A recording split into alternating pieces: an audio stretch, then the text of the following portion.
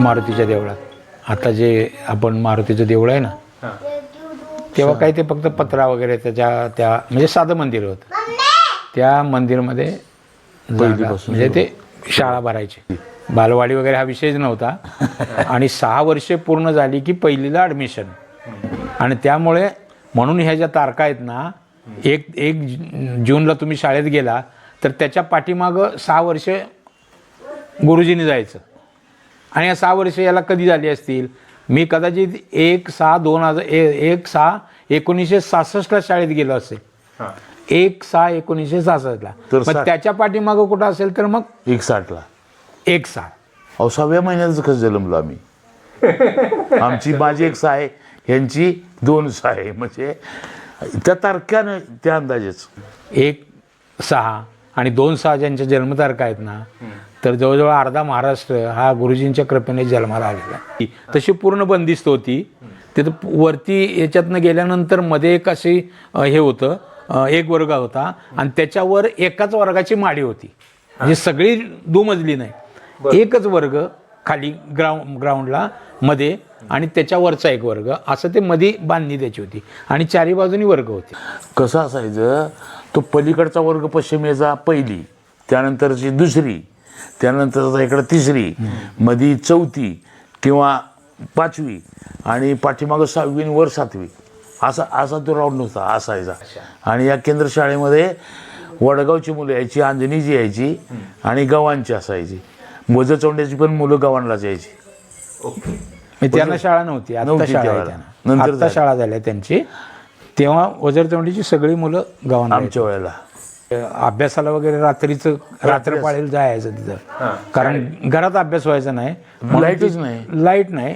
म्हणजे एखादा बल्ब लावून आम्हाला त्या ग्रामपंचायतीतनं अशी वायर टाकून थोडीशी सोय केलेली असायची तिथे जाधव गुरुजी वगैरे असायचे किंवा त्या पूर्वीच्या ह्याच्यामध्ये त्याच्या अगोदर फक्त दिवे असायचे आम्हाला नव्हतं मला वाटतं गावातच लाईट नव्हती गावातच लाईट नव्हती आणि ते चिमण्या होत्या म्हणजे रॉकेलचे आपापले रॉकेल टाकायचे त्याच्यात आणि आपल्या ह्याच्यापुरती घ्यायची कदाचित जी खडूस काय पोरं होती का नाही ती तर चिमणीचा उजेड पण आत चादरत घ्यायची ती चिमणी म्हणजे असं बाजूला उजेड जाऊ द्यायचा नाही घरी आपण इथे झोपताना हातरायला एखादी वाकळ असायची पांघरायला एखादी वाकळ असायची मग 5-6 जण त्या जर वाकळ झोपत असेल तर मला ती माझ्या वाटणीला ती पूर्ण वाकळ कशी येईल तिकडे न्यायला चादर वगैरे हा विषयच नसायचा थोडंफार मला वाटतं आठवतंय काही चादर वगैरे असेल एखादी वगैरे पण मी तो अरुण सर्वदे म्हणून होता इथे सिद्धराम सर्वदे त्यांचा मुलगा होता तो माझा दोस्त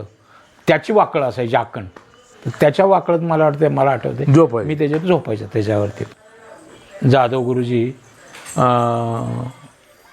विठ्ठल मास्तर म्हणायचे ते हेडमास्तर होते मला वाटतं हेडमास्तर आणि धोतर पटका म्हणजे ओरिजिनल गुरुजी जे त्या काळातले जे होते ना ते त्यांच्याकडे होतं आणि ते विशेषतः गरिबांची मुलं जी असतील ना की कोणी तक्रार इकडे घेऊन कोणी येणार नाही त्याला लय मारायचे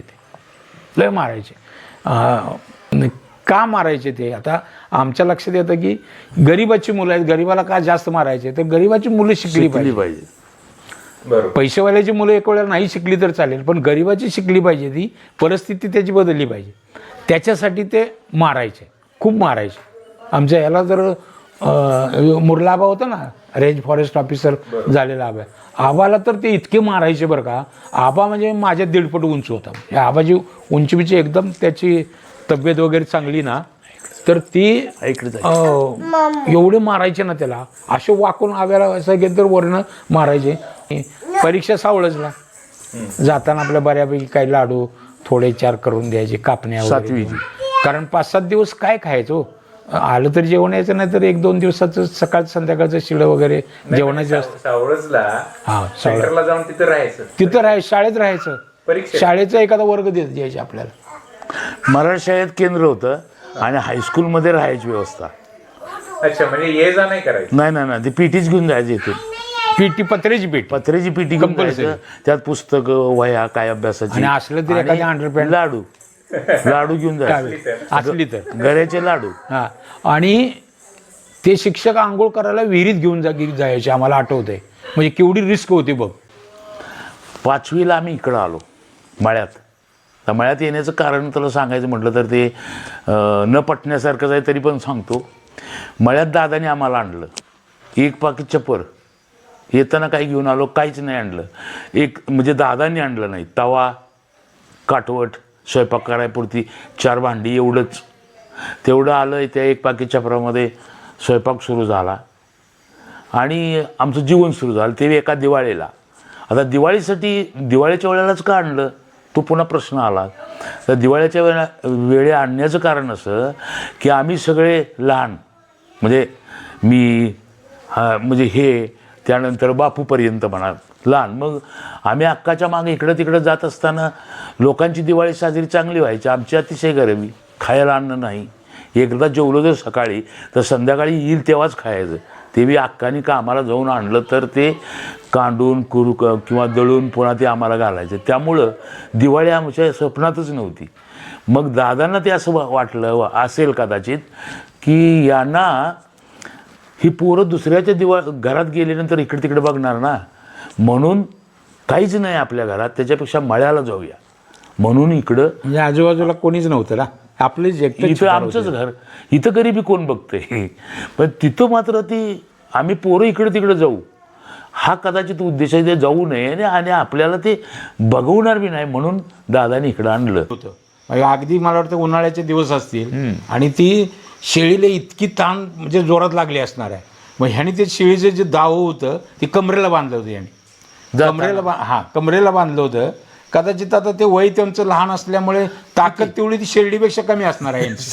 म्हणजे त्या शेळीनं जे वडत नेलं ते पार उलटं पालटं करतच त्यांना त्या पाण्याजवळ नेलं. त्यात हात खडक होतं, त्याच्यावर हात मोडलाय.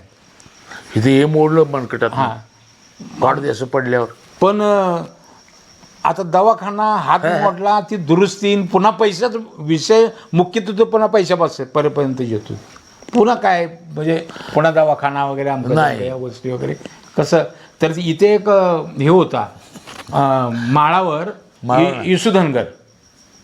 यशोधनगर, यशवंत नाव त्यांचं यशवंत, पण लोक यशोधनगर म्हणायचे त्याला. ते यशोधनगर होते. ते असे हात मोडलेलं किंवा पाय मोडलेलं मुरगाळलेलं वगैरे ते बसवायचे हे करून वगैरे. प्लास्टर वगैरे तेव्हा नसायचं, पण ते चोळायचे असं दुखायचे आणि चोळायचे आणि ते बसवत होते. आणि मग 5वी पासून 2 टायमाला शाळा, सकाळी आणि संध्याकाळी. सकाळी म्हणजे 2 काय म्हणायचं त्याला 2 सत्रामध्ये शाळा होती रोज. सकाळी 7 ते 10, 11 वाजेपर्यंत. 11 वाजेपर्यंत, हा बरोबर. आणि नंतर दुपारी 2 ते 5.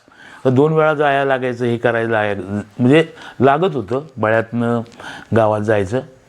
शाळेतनं आलं, जेवला नाही तर म्हणजे शेळी घेऊन जायचं, जनावर घेऊन जायचं, राखायची. पुन्हा कसं तर पळत पुन्हा जायचं शाळेला म्हणून एक अर्धा तास अगोदर बांधायची आणि पुन्हा परत शाळेला जायचं. म्हणजे अशी.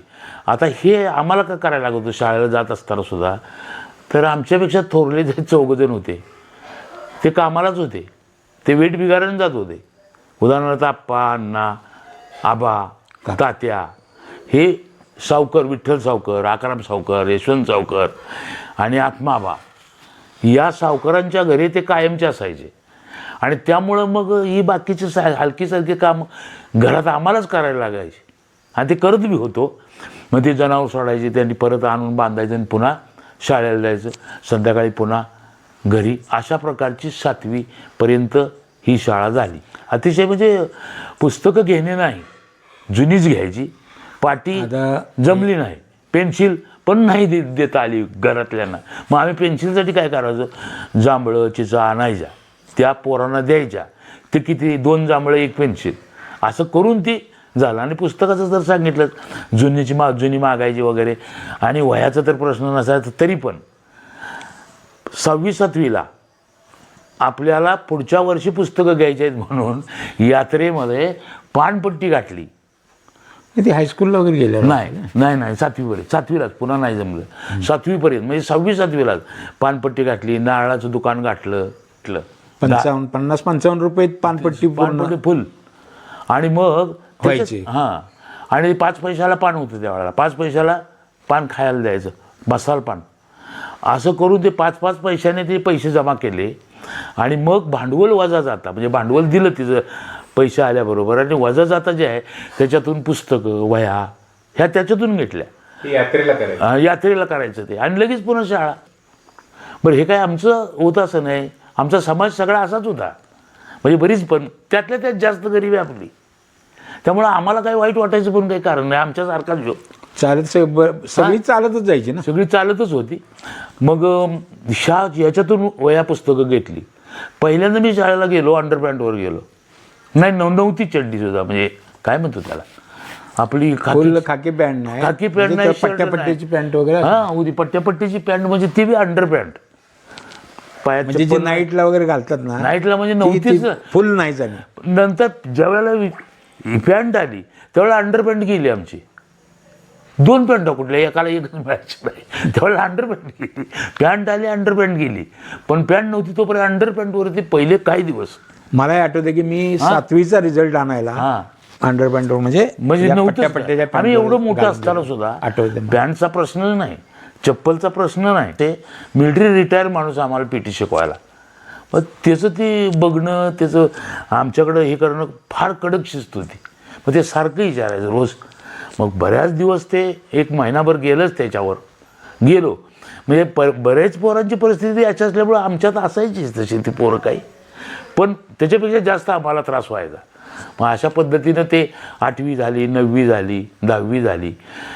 आता हे शिकत असताना सावळला येऊन जाऊन करायचं तर साधारणपणे 16 किलोमीटर इथून, म्हणजे इथून 8 किलोमीटर जायचं आणि गावातनं इकडं अर्धा किलोमीटर आणि शाळा त्या गावातनं तिकडं अर्धा किलोमीटर, म्हणजे 9 दुने 18 किलोमीटर रोडला 9 दुने 18 किलोमीटर रोज जाणं आणि येणं हे होतं. मग इथं आल्यानंतर अभ्यास तर काहीच प्रश्न नसायचा, कारण एवढं चालू आल्यानंतर केव्हा झोप लागली काही नाही. लाईट नव्हती, दिव्यावरच केला तर अभ्यास, पण करतच नव्हतो. मग अभ्यास कसा व्हायचा माझा, तर मी गावाच्या बाहेर गेले की पुस्तक उघडायचो. तिथं जाई तोपर्यंत कुठं सावळतपर्यंत ते पुस्तक वाचतच जायचं, चालतच. कधी ठेस लागली नाही. ते काय दैवी शक्ती असं काय माहीत नाही, ठेस लागली नाही काही नाही. जे काही अभ्यास आज सांगितलेला आहे सरांनी तो तिथं जाई तोपर्यंत वाचायचा.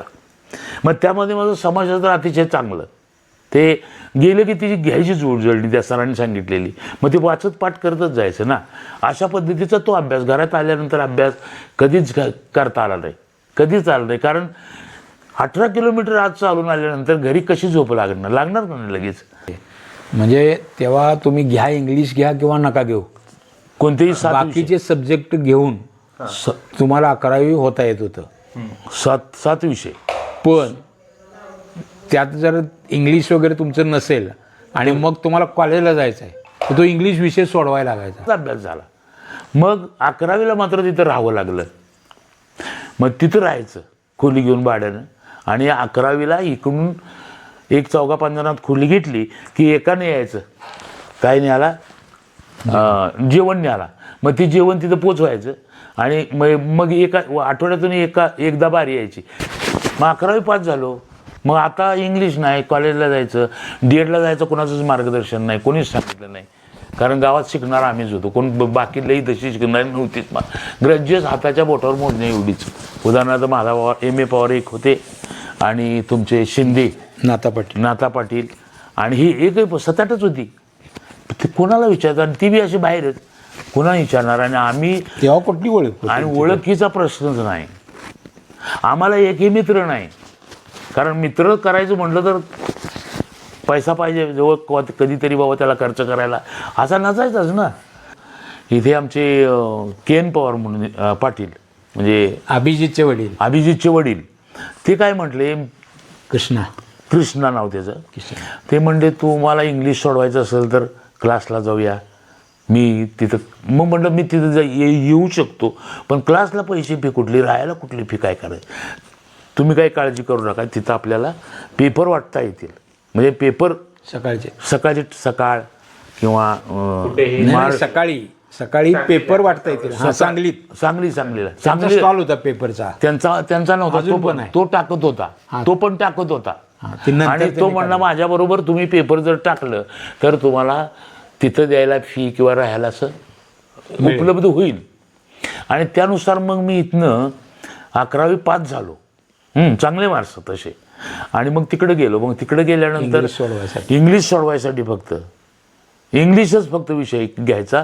हा 8वा विषय माझा. 7 विषय घेतले की 8 विषय घ्यायचेच, पण हा माझा इंग्लिश 9वा विषय होता. 8 विषय का घ्यायचे तर 7 विषयात पास की बनवायला पाहिजे, मग आपल्याला ते सर्टिफिकेट मिळणार किंवा तुम्ही 11वी पास.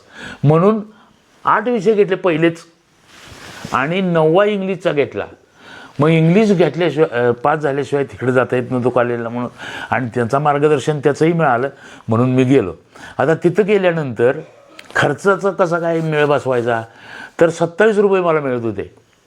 काम किती करायचं तर दुपारी 3 ते रात्री 8 पेपर वाटायचे. 300 ते 350 पेपर होते. सायकल तिथं घेतली एक विकत. त्या सायकलवरती ते 350 पेपर लागायचे पुढं मागं कॅरेजवर. आणि मग सिव्हिल हॉस्पिटलपासून मार्केट यार्डाच्या पलीकडे तिथंपर्यंत ते वाटत जायचं मळ्या, म्हणजे असं भागात वेगवेगळ्या विभागामध्ये.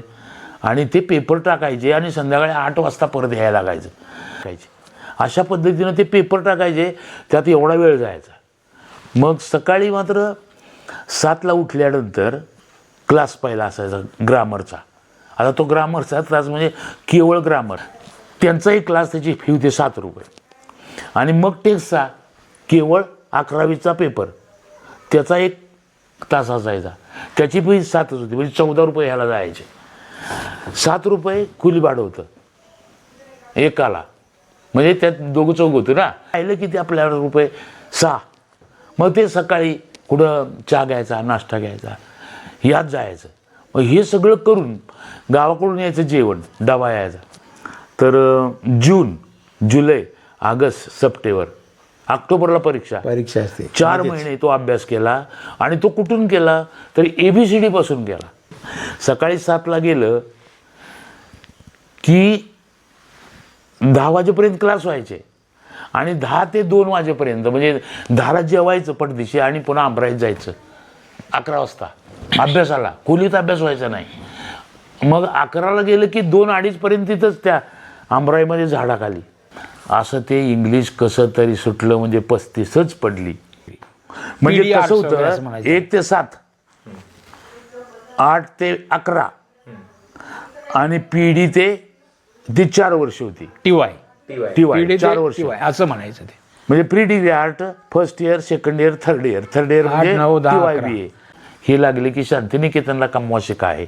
आणि तिथं गेल्यानंतर तुम्हाला कमवा शिकामधून शिकता येईल. जेवण घरातून येते.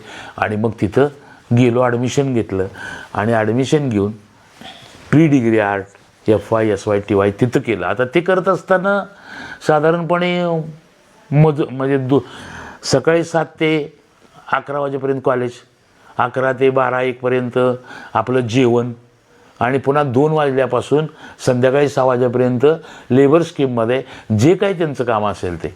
मग झाडं लावायची असतील किंवा ग्राउंडवरचं गवत काढायचं असेल किंवा झाडाला पाणी घालायचं असेल किंवा खत काढायचं असेल किंवा हॉस्टेल लोटायचं असेल. हॉस्टेल सुट्टीमध्ये आम्ही तीच हॉस्टेलसुद्धा संडास बाथरूम ते सगळे धुवून वगैरे काढायचं. इकडे यायचं नाही. म्हणजे अशा पद्धतीनं ते काम करायचं. मग हजेरी किती तर 4 तासाला $2.25 रुपये हजेरी होती. ₹1.75. आणि मग हॉस्टेल पण त्यांचं कसं होतं, फ्री होतं. आम्हाला पहिलं वर्ष फ्री होतं आणि पुन्हा मार्कावर होतं. मग शेवटचे 1-2 वर्ष आम्हाला याच्यात आलो, म्हणजे कर्मवीर हॉस्टेलमध्ये आलो. आणि कर्मवीर हॉस्टेलमध्ये 3.5 दिवस काम करायचं आणि हॉस्टेल वर्षभर फ्री, असं होतं ते. फर्स्ट क्लास मिळाला ना तर काही फी नाही. आणि स्कॉलरशिप घेतली मी. ते पैसे पण मिळत होते. आणि सेकंड क्लास मिळाला म्हणजे 45 पासून 60% पर्यंत असे मिळाले तर अर्ध खोली भाडं असायचं.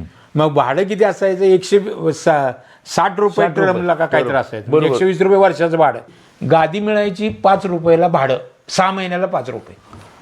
जी गादी असायची ती 6 महिने भाडं असायचं, 5 रुपये भाडं. पण ती 5 रुपये सुद्धा आपल्याला द्यायला गादी मला नाही वाटली याने घेतली नाही. आणि गादी नाही, आम्ही करताना सुद्धा गाद्या नाही त्या घेतल्या. एक पोत्याचं हे न्यायचं, आपल्याकडे जी गोणी असते ती गोणी अशी साखरेचं बारदान ते न्यायचं आणि त्याच्यावरती ती आपण हे म्हणतो पट्टी असते ना, आता आपण जमकाणा म्हणतो ते, ती पट्टी एक न्यायची उशी वगैरे हा विषय काय नाही तेव्हा काय आणि ती हातरायची पायात चप्पल नाही, हा पायात चप्पल नाही. कधीच घातलं नाही. त्याच्यानंतर आंघोळ करायसाठी बादली मग वगैरे हे जे काही लागतं ना हे दुसऱ्याच कोणाचं तर असायचं. कंगवा नाही घेतला. बऱ्यापैकी परिस्थिती असणारी कंगवा पोरं जी असायची ना ती असायची बऱ्यापैकी त्यांच्याकडे बादली असायची, मग असायचा, ते करायचं. साबण आता आठवत नाही, मला वाटतंय कपड्यासाठी फक्त असेल. साबण कुठली नाही, कपडे धुण्यासाठी साबण हे, ती तेलाची बाटली नाही. 20 रुपयाला वगैरे कधीच असं- काही नाही, असं- ते अशी परिस्थिती होती. ती ती शांतिनिकेतनचं वरदान आहे. शांतिनिकेतनचं आमचं जेवण वगैरे यायचं इकडून. कधी ज्वारीची भाकरी, आता हायब्रिड वगैरे असलं की यायची वगैरे, पण काय काय वेळेला मध्ये कधी कधी मक्याची भाकरी यायची. हा, त्याच मक्याची भाकर आली की आज ओळखायचं की घरात नाही आहे, ज्वारी वगैरे संपलेली आहे. त्याच्यानंतर कधी कधी त्या ज्वारी हे आज 10 किलो आहे, पण त्याच्यात जर 2 किलो हुलगं टाकलं आपण हा तर टाकायची. ती 12 किलो झालं ना. म्हणजे 2 किलो हुलगं त्याच्यात मिसळल्यामुळे ती ज्वारी पुरवठा होईल त्याचा, म्हणजे पुरून हे होईल ना. म्हणून त्यात कधी कधी ती हुलगं टाकायचे आणि ती हुलग्याच्या मिसळीची पण भाकरी यायची. ती यायची. त्यावेळेला पण आम्हाला कळायचं की संपलंय आणि कमी पडले, म्हणून ते त्याच्यातनं येते. मग ही जेवण कधी तर डोक्यात असायचं जेवणाच्या ही बाबतीत परिस्थिती कधी अतिशय हाल व्हायचं आमचं. म्हणजे कसं की जेवण इकडून येणार, दोघांचंच आमच्या येणार ना जेवण ते. कारण हे 8वीला आणि मी 12 पीडी आर्ट्सला, बरोबर का, दोघांचं जेवण यायचं. पण ते जेवण येताना ह्यांनी सांगितल्याप्रमाणे ते असायचं, पण जेवण कधी कधी अपुरंच असायचं. तसं संध्याकाळी कधी कधी जेवण कोणाचं तरी नसलं की ते सगळ्यांनी मिळून खायचं. मग संध्याकाळी काय, संध्याकाळी भूक लागायची. कसं होतं, आता माझ्याकडं कोणी येत नव्हतं, हा, पण आमच्याकडं- कॉलेजला यांच्याबरोबर मधली सुट्टी झाली. हां, जेवण साधारणपणे 8-9 वाजेपर्यंत यायचं आणि यांची 10 वाजता मधली सुट्टी झाली, पिरियड ऑफ आहे यांना. जेवायचं तर कोणतरी एखादा मित्र यांच्या बरोबर आला, जेवतो का म्हटलं तर तो जेवायचा. जेवायचा आता 4 भाकरी किंवा काय 4-5 भाकरी जे आलेले असतात त्यातली एक भाकरी जर त्यांनी खाल्ली तर संध्याकाळी 100% कमी एक का हो 2 बी खायचे की काय खायचंच आहे ते. मग मग संध्याकाळी जेवण, काय करायचं. मग संध्याकाळी जेवण काय करायचं, जर भूकच लागली तर कारखान्यावर जायचं ऊस खायला. साखर पैसा कारखान्यावर तर नाही ना, साखर कारखान्यावर ऊस जायचं. खायचा. वसंतदादा सागर वसंत हा ती वॉचमॅन वगैरे कधी कधी ती मार बी द्यायची आम्हाला, म्हणजे ती ड्रायव्हर वगैरे. पण ते मोडून द्यायची नाही ती. मग कुठेतरी आडला वगैरे उभा राहायचं, हा, आणि ते ऊस खायचा ह्याच्या आडाला उभा राहायचं, पोट भरून ऊस खायचा आणि यायचं आणि संध्याकाळी मग काय 8-9-10 वाजता, अशी किती 8-9 वाजता भूक लागली आणि पुन्हा अभ्यास वगैरे करायचा. हे झालं नसतं त्यावेळेला. पण जेवण आहे, सगळं आहे, पण ते शिळ असायचं, इटलेलं असायचं. मग 4 आण्याचीच हे आणायची आमटी खालणं मेसमधनं, 4 आणे 25 पैशाची. आणि मग ती त्या शिळ्या भाकरीबरोबर संध्याकाळी काय ती किती आमटी आणायची, म्हणजे ती काय आणि ती कधी जायचं 10 पैसे वर्गणी काढायची हो. आणि 25 पैसे 50 पैशाला ती आमटी आणायची दोघा चौघांनी. ते बी कधी उशीर न जायचं जरा, म्हणजे ती जरा- उरलेली आम्ही आणायची, ती जास्त द्यायची जरा. जास्त द्यायची ना. मग ते ठरलेलं असायचं. आता ते सफरचंद वगैरे नाहीच खाल्लं आम्ही कधी, काय विषयच नाही. आमचा तोचा विषय नाही. पण श्रीखंड हे काय असतं हे पण माहीत नाही आम्हाला. मग आमचा हे होता सेंडअप होता. मग सर म्हणले आपल्या डिपार्टमेंटचं आज आमच्याकडे जेवायला यायचं. मग आमच्याकडे जेवायला यायचं म्हटल्यानंतर आम्ही गेलो सगळे आर.एस. जेवायला. पाटील. हां, आर.एस. पाटलांच्याकडे गेलो, या अर्थशास्त्राचे ते प्रमुख. मग तिथं गेल्यानंतर आमची पोरं 12-13 होती, 5-6 पोरी 5-6 पोरं होती. मग आम्ही जेवायला बसलो सगळे. मग माझा मित्र एक कसा ते म्हणजे वाढलं आम्हाला, ताटात वाढलं ना, वाट्यात श्रीखंड वाढलं, त्यानंतर भाजी वाढली आणि बाकीचं ते चपाती वगैरे वाढली. म्हणजे माझ्या मित्रानं मला काय म्हटला, तो बी माझ्यासारखाच की म्हटला हे काय आहे, हे काय आहे म्हटला ना. मग मी म्हटलेला का काय आहे का चालायचं, तो गप खा की, कारण मलाही माहीत नव्हतं ते काय आहे ते. मग ज्या वेळेला सरांनी सांगितलं की अरे पोरासनी श्रीखंड वाढ, त्यावेळेला लक्षात आलं की हे श्रीखंड आहे. म्हणजे अशी अवस्था, अशा पद्धतीने ती 4 वर्ष गेली. कामच, पण चांगले मार्क्स वगैरे चांगले मिळाले. ॲडमिशन आम्हाला BEdला चांगलं मिळालं आणि पुन्हा BEd पुण्याला झालं. आता ही ॲडमिशन बी कुठून आणणार, नव्हतीच ना. आबा आणि काका कुठं होते, मुंबईमध्ये. इथे पैसेच नाहीत. अरे इथनं सांगलीला जायला पैसे नाही तर 500 रुपये कुठनं मिळणार. मग कुणीच दिले नाहीत पैसे. मग अडचण आली की, आणि इंटरव्ह्यूला तर जायचं आहे, 500 रुपये तर आपल्या पैसे फी भरायला पाहिजे होते आणि पुन्हा जाणे नाही 500-600 रुपये पाहिजे होते. व्याजानं मागितले बऱ्याच लोकांना, द्यायचे हे देणारच नाही, दिन कसं काय करताय. सुदैवाने आम्ही ज्यांच्यात वाटणी केली ते पांडुदादा इथला उमेश होता का? उमेशा आपला उमशा त्याच्यात आमची वाटणी. त्याची मग आत्या- तिची आत्या नाही, उमेशची आजी आत्याची बरोबर आत्याच की. आत्या ती ह्याला होती कुठं पुण्याला सराटीची तिला सराटीत दिली होती. सराटीत दिली आणि ती त्यांचं आडनाव पवार. मग ते तिथं होते पुण्याला आणि मला इंटरव्ह्यूला पुण्यालाच जायचं होतं.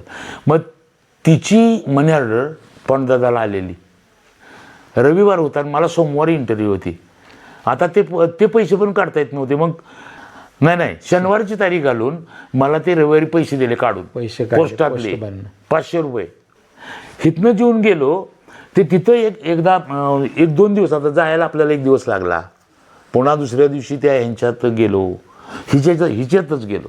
तिथनंच पैसे पाठवले ते हिच्यातच गेलो.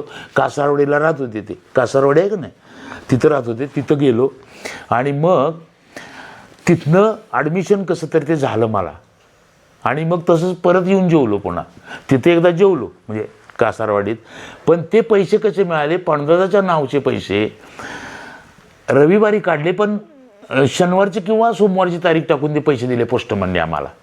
आणि त्या पैशावर माझं ते डीएड झालं. म्हणजे Admission झालं. तिथं तो मला कॉर्नरच म्हणायचं. म्हणजे जेव्हा नशीबक ज्याला म्हणतो आपण, कुणीच नाही ना तर नव्हतंच ना. पुन्हा ॲडमिशन बी नव्हतं आणि हेच नव्हतं, जागा बी भरल्या असत्या. मग तो एक महत्त्वाचा पॉईंट, तो माझ्या जीवनाला वळण लावणारा. 90 रुपये खानावळ होती त्यावेळेला. 90 रुपये भरायचे म्हणजे मग ते आबा आणि तात्यांच्याकडून कधी यायचे पैसे. कधीतरी तात्या इकडून तिकडे झाले म्हणजे भेटून एक 100 रुपये द्यायचे. पण चाराने सुद्धा चहा प्यायला नसायचेच. पण ते कसं तरी हे करायचं. मग मित्र कुठले आले? मित्र म्हणजे आपण दिलं त्याला तर तो आपल्याला देणार म्हणजे मित्रत्व होणार. तर ही असलं मित्रत्वाची भानगडच नव्हती. आपण आपलं निवांत. आणि मग क्लासला जायचं झालं तर 5-5 किलोमीटर त्या अरण्येश्वरपासून खाली त्या ह्याला कुठला वाडा, शनिवारवाड्यापर्यंत यायचं. चालतच यायचं. इतर पोरं चालत जायची नाही. ती तिथं बसणार तिथंपर्यंत बसूनच जाणार. आम्ही बसणं नाही, चालतच जायचं. खानावळी एका ठिकाणी, राहायला एका ठिकाणी, क्लास दुसऱ्या ठिकाणी, असं दिवसभर ती चालायचंच. अशा पद्धतीनं कसतरी बीएड कसतर म्हणण्यापेक्षा बऱ्यापैकी झालं. फर्स्ट क्लास मिळाला असते तरी बीएडला पण. आणि बीएडमध्ये चांगल्या पद्धतीनं झालं आणि झाल्या मात्र सर्व्हिस लागली. असं हे टोटली शिक्षण म्हटलं तर इकडे चालत, इकडे लेबर आणि तिथं पुन्हा चालत आणि पेपर वाटत. अशा पद्धतीनं अतिशय भयानक. कपडे म्हणाल तर अंगावर आहे तेवढीच, स्पेशल नाही. मग तीच धुयाची तीच घालायची. अजिबात म्हणजे स्पेशल म्हणजे दुसरा शर्ट आहे बाबा असं नाही. आता ते शर्टसुद्धा घरातून नाही घेता आला मला 8वी ते TY पर्यंत. तो कसा? तर तो त्या कामातून आलेल्या पैशातूनच घ्यायचा. आणि कमीत कमी ह्याचा कशाचा ते म्हणजे खादी वस्त्र भांडार शासकीय मिळतं तिथं. लक्ष ते आपले ह्याच्यात नानाच्या कामाला कामाला. तर ते नाना त्यावेळेला मात्र मागितले ना कधी 5-10 रुपये वगैरे, तर ते मात्र देत होते पैसे म्हणजे आम्हाला शाळेला. आणि आम्ही आता शिकतोय वगैरे म्हटल्यानंतर त्यांनी मग ते पोपटला आमच्याबरोबर पाठवला. आमच्या विश्वासावर पाठवला पोपट 5वीला. आणि मला वाटतं आम्ही 8वी-9वीला काहीतरी वगैरे. हो 8वी-9वीला. त्यानंतर मारुता त्याचा बाळू त्याला पण आमच्याबरोबर पाठवलं. ते पोपटच्या आणि बाळाच्या लागायची भांडणं. आणि बाळ्या एकटं पडायचं आणि पोपट आमच्याजवळचा. म्हणजे त्याला पोपट तुटूनच पडायचा मारायला त्याला. आणि मग आम्ही आपलं सोडवायला वगैरे असायचं. ते काकू वगैरे कधी त्याला पैसे द्यायचे. दुकानात वगैरे चपातीच्या ह्याच्यातनं ₹2 घालून त्या चपातीच्या ह्याच्यातनं पापड्यातनं आतनं वगैरे अशी चोरून कधी तर काकू वगैरे द्यायची त्याला पैसे वगैरे. त्याचंसुद्धा ते आम्हाला मात्र कधीतरी खायला वगैरे द्यायचं, घेऊन द्यायचं आम्हाला हॉटेलमध्ये वगैरे. म्हणजे ते 5वीला आणि मी ते कॉलेजला मी हायस्कूलला ते घेऊन जायचं आम्हाला. नाना कधीतरी आलं म्हणजे मग आम्हाला आईस्क्रीम दिलेलं मला आठवतं. हां ते कधीतरी द्यायचे खायला हॉटेलमध्ये वगैरे न्यायचे कधीतरी. एकदा आम्हाला ह्याला नेलं. मला फार लय आनंद झाला. सर्कशीला नेलं नानाने आणि सर्कशीमध्ये आम्हाला ते आईस्क्रीम दिलं खायला. आणि तिथून रिक्षानं कॉलेजवर पहिल्यांदा रिक्षाला बसलो. त्याच्या 700 बोल होती पण चपलाचा सुद्धा आवाज येत नव्हता. सायलेन्स सगळ्यांनी वाचत हे वैशिष्ट्य होतं त्या शांतिनिकेतन लायब्ररीचं.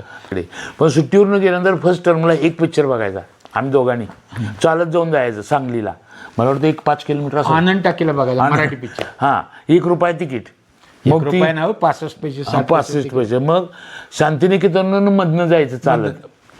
बस हा विषयच नव्हता. बस नाही, चालत जायचं. मग एक चित्रपट बघायचा, पुन्हा जाऊया म्हणलं तर हे नाही म्हणायचा. वार्षिक परीक्षा झाल्यावर एक मग वार्षिक परीक्षा झाल्यावर त्यात नाद कसा लागला, माझा दुसराच नंबर आला पहिल्याच वर्षी 8वीला. तिथं गेल्याबरोबर 8वीला माझा दुसरा नंबर. त्यामुळे मग पुन्हा आहे हो. नाही, मला पण नाद लागला ना. मग दुसरा नंबर म्हणल्यानंतर म्हटलं नाही. मला आठवते तिथे 99 मार्क होती मला समाजशास्त्रात 100 पैकी आउट ऑफ 8वीला. केरीपाळी सर होतं का? मला वाटलं हा केरीपाळी समाजशास्त्राला. हां, पाठच करू तर पाठच करायची. ती एकदा असा नंबर आल्यानंतर मग हुरूप वाढला ना, अभ्यास ग्रुप वाढले म्हणजे अभ्यासाला झोप पण तर नाही. ते माझा पहिला नंबर तो मिरजे, आयुब मिरजे म्हणून एक होता, दुसरा माझा, आणि तिसरा धेंडे म्हणून एक पोरग होतं. कंटिन्युअस मला नाही म्हणजे 8वी 9वी 10वी मला पहिला नंबर आला नाही, तिसऱ्याकडे मी गेलो नाही. कायम आम्ही याच रेंजमध्ये. त्या पोरानं मात्र कधी मला पहिल्या नंबरला येऊन दिलं नाही. ती स्पर्धा होती आमची. ती ताण चांगला अभ्यास नाद लागला पुन्हा अभ्यासाचा. आणि तेव्हा ते मामाचं म्हणजे श्रीमंत कुटुंब होतं एकदम. म्हणजे आपण एकदम असं जायचं म्हणजे कसं तरी. मग मी रडायला लागलो. म्हटलं नाहीच मला जायचं, मी आर्ट्सला जातो इथे. कारण सायन्सला फी पैसे भरायला हे सगळं लागणार ना पुन्हा, तर ते जमणार नाही. म्हटलं मी आर्ट्स जातो. हे म्हटले आर्ट्सला जाण्यापेक्षा घरला जा, 2 मस्ते घेऊन इकडं जा की तू. मला ते वाक्य आठवत आहे अजून.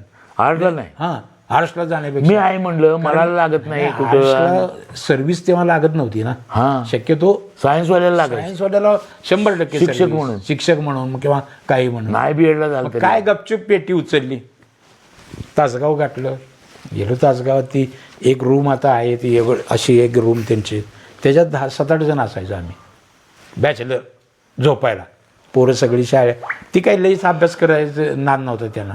चंदू काका तर आमचा बसला की पेगायला सुरुवात करायचा.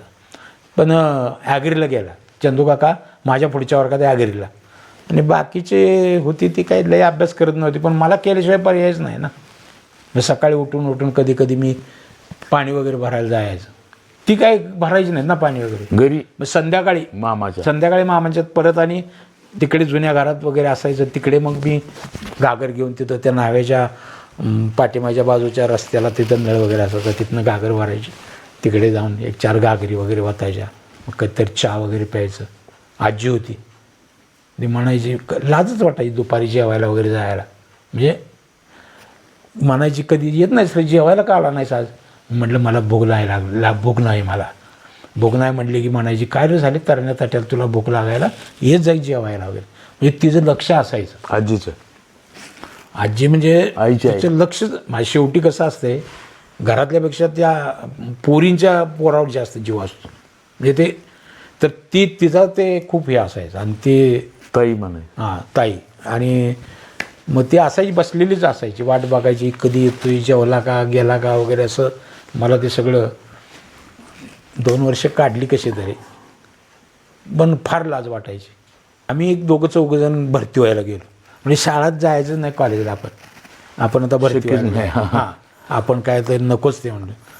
मग भरती व्हायला गेलो तर एक दिवसभर तिथं थांबलो त्या टेंबलाईच्या टेकडीवरती, स्टँडवर झोपलो कोल्हापूरला ST स्टँडवर. सकाळी उठलो, तिथं त्या रेल्वे फाटकाजवळ काहीतरी केळी बिळी खाल्ली अर्धा डझन. ती वजन वाढलं पाहिजे, हे केलं पाहिजे, तेव्हा ती असायचं डोक्यात. आणि मग ती टेंबलाईच्या टेकडीवर गेलो. बाकी काही रनिंग किरकोळ काही हे घेतलं वगैरे, बन्यांवर नुसतं अंडर पॅन्टवर हे केलेलं. आणि हे दिवस साधारणपणे मला वाटतं कदाचित जून महिना असेल तो. आणि असं ते आता कसं इथलं गार वार आणि थोडा पाऊस यायला लागलेला, असं दिवसभर तिथं थंडीत कुडकडत उभाच राहिलो. पुन्हा आत गेलो, काय जर गेले मग खोकला वगैरे येतो का विचारलं मला. तर खोकला वगैरे काय नाही आता क्लिअर आपलं, खोकल्याचा वगैरे काय विषय. मग पुन्हा म्हणली बसा म्हणले. संध्याकाळी अंधार पडला तरी काही सांग ना ती पण. म्हणजे जा पण नाही, तुम्ही सिलेक्ट झालाय पण नाही, आणि काय नाही काय सांग नाही काय नाही. उठलो, ती कपडे घेतली आणि आलो निघून तिथून. पुन्हा त्या भानगडीत पडलो नाही किंवा आम्ही गेलो नाही. कदाचित जर मी गेलो असतो तर मी 1-2दा गेलो. माझ्यानंतर युट्यूबा 1-2 वेळेस गेला, भरती झाला, ते लागला. पण मी त्यावेळेला गेलो असतो तर कदाचित मी मिलिटरीतच गेलो असतो. पण तो नव्हतं ते इथं लिहिलेलं आपलं. मग ते मग त्याच्यानंतर मी गेलो आणि मग सब्जेक्ट सोडवला. मग मला रडायला लागलं, मी रडायला लागलो वगैरे. मग मला वाटतं हे सर्व्हिसला लागले होते तेव्हा, म्हणजे नुसतं B.Ed करून मला वाटतं सर्व्हिसला लागले होते. असू दे म्हटले, काय होते, नापास झाली तर काय होते म्हटले, सुटतेच म्हटलं विषय आणि कर जातो हे करा म्हणजे. मग इथं मग मी हे करायला लागलो आणि मग मी गेलो, अभ्यास केला, 2 सब्जेक्ट सुटले आणि SYBSCला ॲडमिशन घेऊन SYBSCला मला वाटतं डिस्टिंक्शन मिळालं पहिल्या टर्म. डिस्टिंक्शन मिळाल्यानंतर मात्र मला नाद लागला. म्हटलं आता 100% आपण ग्रॅज्युएट होतो आणि फर्स्ट क्लास मिळाल्यावर B.Edला ॲडमिशन वगैरे पळत मिळते.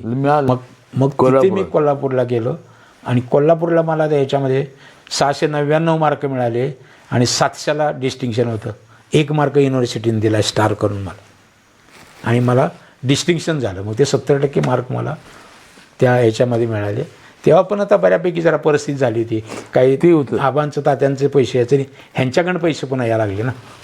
आणि हे सर्व्हिसला वगैरे बऱ्यापैकी. आणि किती होते, 100 रुपये खानावळ होती, कमी होतं पैसे, खर्च कमी होता. वर्ष 100-150 आणि टोटली 300 रुपये फीमध्ये B.Ed केलं.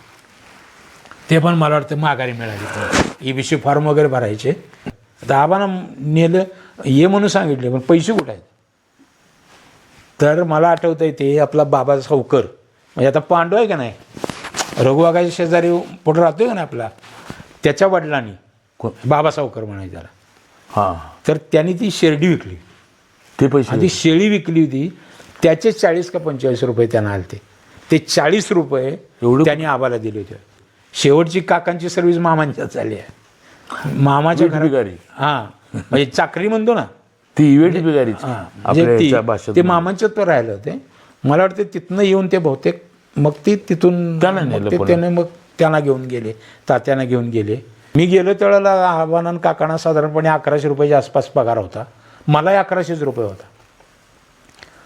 पण माझा पगार ज्या वेळेला 50,000 झाला त्यावेळेला काकांचा ना आबांचा पगार 5,000च राहिला. रिटायर होताना सुद्धा त्यांचे पगार तुम्ही विचारा कमी. ती आणि ते का झालं तर 82ला जो संप झाला ना त्याच्यानंतर सगळ्यात वाईट अवस्था मिलवाल्यांची झाली. आणि पाचोपते सरांनी ह्यांनी सांगून ठेवलं होतं, BSc झालेला आहे भाऊ माझा, या म्हणले पाठवून. KNकडे गेलो, त्यांनी अर्ज लिहून दिला. गेलो शाळेत, सटायले सरांच्या पुढं बटन उघडं, कॉलेज नुकतंच करून आले. बटन लाव म्हटलं, पहिलं पहिलवान व्हायला आलंच काय इथं. तेव्हा जे बटन लावलं ते पुन्हा त्यासमोर कधी बटन उघडं सोडून गेलो नाही रिटायर होईपर्यंत. तर आणि या म्हणले उद्यापासून नाही बघितलं म्हणले, ये गुरुवारपासून ये. कॅलेंडर बघणारा हेडमास्तर म्हणले कसं काय. तर त्याने आणि पुन्हा नलवडे सर आणि राजूबादे सर ह्याने मला पिरियड ऑब्झर्वेशनला बसवली. दोघे सायन्सची माणसं होती गणिताची. आणि मी तास घ्यायला लागलो आणि ती दोघंजण बसली. सटाल सरांनी बोलवलं त्यांना इकडे. ते चांगलं आहे म्हणले, याला फर्स्ट क्लास आहे म्हणले, त्याला कारण त्याला ज्या दिशेला व्यवस्थित त्याला द्या. झालं आम्ही परमनंट वगैरे काय. मी 9वीत असताना इथे गाणं होता पांडुदादाच्या. मग हिची सुट्टी होती, कशाची, आपले नाताळची सुट्टी. आणि नाताळच्या सुट्टीमध्ये त्या गाण्यावर मी कामाला गेलो. आता काम कसं होतं बघा, चुलवान जाळायचं आणि एरवी 1 चुलवान जाळलं की 2 रुपये. असे 2 गडी 4 चुलवान 4 ते 5 आदनं काढायचे, 4 आदनं काढायचे. आणि त्यांना किती हाजरी मिळायची, दोघांना 4-4 रुपये, म्हणजे 8 रुपये मिळायचे, बरोबर. आणि मग मी त्या सुट्टीमध्ये ती चुलवान जाळायला घेतलं. आणि त्यांनी काय केलं, हे जाळते म्हणल्यावर जाळू दे. आणि ती आलीच नाही ती कामावर. मग मी रोज 5 आदनं काढायला लागलो. त्या दोघांचं काम मीच करायला लागलो. 10 रुपये रोज, 10 रुपये रोज मिळायला आले. मला ते आनंद व्हायचा. परंतु त्रास एवढा व्हायचा की ती चुलवान दिवसभर जाळायची ना. 2 गडी म्हणजे जवळजवळ 2.5 गड्याचं काम आहे की नाही. 2 गडी काम करणार, ती एकलाच करून पुन्हा 1 आदान जास्त काढलं. अशा 8 दिवस चुलवान जाळलं. ते जाळत असताना एवढा त्रास व्हायचा की संध्याकाळी त्या बॉयलरवरती झोपायचं, कारण ते शेकायचं, पाठ शेकायची आणि पुन्हा ती झोप लागायची. म्हणजे इतकं ते काम केलं ते. पण ते आनंदानंच केलं, कारण 10 रुपये दिसायचं रोज. 1 रुपया मिळाला नाही तिथं 10 रुपये. मग त्या पैशातून काही शाळेसाठी पुन्हा ते गेले, ते घरातच आणले. चुलवाण म्हणजे असं पूर्णपणे बंदिस्त, वर काईल ठेवलेली, हां पूर्ण बंदिस्त, आणि समोरच्या बाजूला एक अशीच दिवळे असायचे. पूर्वी एकदम मोठं असायचं ते, असं लांबनं फेकायचं. तसली नव्हती. पण नंतर अशी एक दिवळे असायची त्यात- आणि इकडे चुईट्या याच्या असायच्या, उसाचे चिपाड असतात का नाही, ती इथं टाकलेली असायची. ती असं गोळा करायचा आणि त्यात ढकलायचं. हे सगळं सोलायचं ना, सोलायचं, हा. हे ती ती ती कडक असायची ना ते चुट्या, ती असं ढकलताना वगैरे सोलायचं ते जे हा, पण ते रक्त काय वगैरे निघालेली. पण करतच राहायचं, तसंच ढकलत ढकलत ढकलत सुट्टी नाही. 2 तासाला 1 आदान, म्हणजे काम किती झालं? 5 आदानाचं 10 तास, रोज 10 तास. म्हणजे ते 10 तास पाट्याचं काम. चालू व्हायचं हो, ती पाट्याचं पाठच चालू व्हायचं. गाणं. म्हणजे एकूण थंडीचं जवळजवळ असायचे. 16 तासातले 10 तास ते कामच करायचं. आणि वाकून घ्यायचं, हात ढकलायचं, वापरून घ्यायचं, ती मूठ उचलायची, आणलेलं ठेवायचं दुसऱ्यांनी. तर असं ते अवघड आणि बोजड काम होतं. तसं काय सोपं पण नव्हतं, तरी पण ते केलंच. बरं 9वीला किती वय असणार आहे माझं? 13-14 असेल नाही का? 9वीला किती वर्ष असेल वय? लहानच ना. आता जर 9वीचं पोरगं भेटलं तर ते करेल असं वाटतंय काय आपल्याला? नाही. पण ते कसं केलं काय माहीत. दिवाळी आली की आम्हाला आनंद व्हायचा. का तर जुनी कपडे मिळायचे ते शेजाऱ्याचे आम्हाला. जुनी कपडे त्यांची आम्हाला द्यायची घालायला, आणि ते आम्ही घालायची, आणि त्यांना नवीन. त्यामुळे त्यांना आनंद, आणि नवीन आम्हाला मिळाले. जुनी कपडे आम्हाला आनंद, पण ती जुनी मापाची नसायची. आमच्यापेक्षा लहान पोराचे कपडे आम्हाला निम्म्याच हातापर्यंत द्यायचे लांब डांगरात. अशा पद्धतीची काही वेळेला कपडे आम्ही घातली ती का, किंवा आई आपली मामांच्यातनं यायची, किंवा मावशी हिची, कारव्याच्या मावशीच्यातून अंडरपॅन्टा वगैरे त्यांनी म्हणजे टाकलेल्या, जो थोड्या पाटलेल्या, त्याच आम्ही घालायच्या. अशा पद्धतीनं ते त्यावेळेचं कपडा, एकच कपडा ह्याला जत्रेला शिवायचा, तो बी एकच तागा, हळद घेऊन गेल्यावर दादा तागा एकच. आणि मग ते खाकी पॅन्ट, ती पण नाडीची, बटनाची पॅन्ट द्यानुबुवा. म्हणजे आता जो आबांची कपडे शिवते तो कोण? नाना गोसावे, वडील, त्याचे वडील म्हणजे द्यानुबुवा.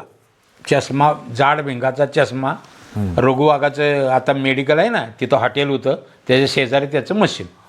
3 बटनाचा शर्ट, 3 बटनाचा शर्ट असला, त्याला फॅशन ओपन बिपन असलं शिवायचं, जुन्यातला टेलर ना.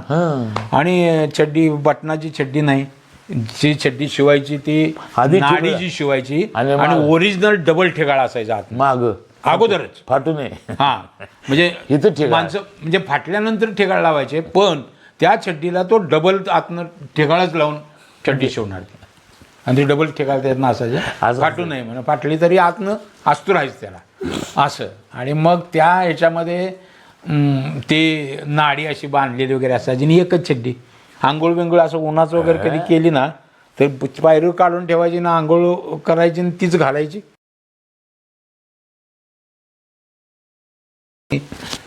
शांतिनिकेतनला म्हणजे मग एकत्रच जेवायचं. कुठला डबा कुठला त्यांचा डबा येईल कधी येणार नाही, त्यामुळे मग ते आम्ही एकत्रच जेवायचो. त्यानंतर कामाला लेबर स्कीमला पण ते एकत्रच असायचे आमच्याबरोबर. पाठी उचलायची त्यांच्या ह्याच्या, ते उंचीनं कमी आपटायचे त्याच्या डोक्यावर, त्यानं घेऊन जायचं. असं करत करत ते लेबर स्कीम पण ला असायचा तो आबा. तरी परिस्थिती आबांची आमच्यापेक्षा जरा नाही म्हटलं तरी बरी होती, पण जेवण मात्र तिथं त्यांचं यायचं. आणि त्यांनी ॲडमिशन चांगले मार्क असताना आर्टलाच घेतलं. आर्टला का घेतलं ते शिक्षक म्हणायचे, सर अरे सायन्सला जर तुला काहीतरी चांगले मार्क्स होते, 72% काहीतरी त्यावेळेला, तर त्याने ते ॲडमिशन नाही म्हटलं. मला ते पुढे शिकण्याची अवस्था माझी नसल्यामुळे आणि मला वकील व्हायचं आहे. त्यांचं जे वक्तृत्व होतं ना, त्याच्यावर जरा ते 11वीपासून म्हणजे ते कॉलेजला आल्यापासून काय हायस्कूलपासून वगैरे त्यांना ती देणगीच आहे निसर्गाची. बोलणं वगैरे जे होतं ना, त्याचा ते पुन्हा त्यांना राजकीय क्षेत्रातलं ते तिथे असताना सुद्धा इलेक्शन कॉलेजवर वगैरे लढवायचे ते केलेलं. म्हणजे ते पहिलं मला वाटतं CR म्हणजे क्लास रिप्रेझेंटेटिव्ह नाही का, म्हणजे ते वर्ग, त्याच्यानंतर सगळ्या त्या CR मधून वगैरे एक GS असायचा, जनरल सेक्रेटरी पूर्ण कॉलेजचा. मग त्याला एक खालचे सपोर्ट, आता कसं संचालक आणि मग अध्यक्ष असं, तर त्याला ते हे करायचे. तिथे सुद्धा त्यांचं राजकारण त्यांनी हे करून मला वाटतं एक वर्ष GS होते ते कॉलेज शांती आणि त्यावेळेला त्यांनी कसं केलं त्यांची चुलत बहीण पण ती पण होती. एका वेळेला अंजनीचे त्यांची चुलत बहीण सुरेखा पाटील म्हणून सुरेखा पाटील म्हणून पण जे होते लेडीज GS आणि ते असं पण होतं त्यांचं आबांचं. त्याच्या ह्याच्यातलीच कोटावळे वगैरे ते विरोध करायचे ना कोटावळे. त्याच्यानंतर आणि कोण होते बघा बाबर नाही आणि शिंत्रे वगैरे होते की नाही होते की ते बऱ्यापैकी विरोध करत होते आबाला तसे त्यांची गाव आली होती. आणि आबा काय करायचं उभा राहायचं आणि आपल्या विरोधात दुसरं उभा करायचं कारण तिची मतं खावी त्यानं आणि आपल्याला हे राजकीय तेव्हापासून ते त्यांच्या डोक्यात होतं म्हणजे आपल्या विरोध उभा करायचं. आम्ही म्हणत आलो का ह्याच्या विरोध त्याला का उभा केलाय तो आहे ठीक आहे पण ह्याला बी आपल्या विरोधात का उभा केलंय तर ती मतं फुटावी आणि ते त्या दोघांपेक्षा आपल्याला जास्त मिळावी म्हणून त्यांनी त्यावेळेपासून जे राजकारण कॉलेज पासून त्यांचं ते बाळकडू आहे. बोलणं बिलणं पण एकदम भयानक वक्तृत्व स्पर्धेत नंबर 100% यायचाच त्याचा नंबर कारण बोलणं तसं होतं.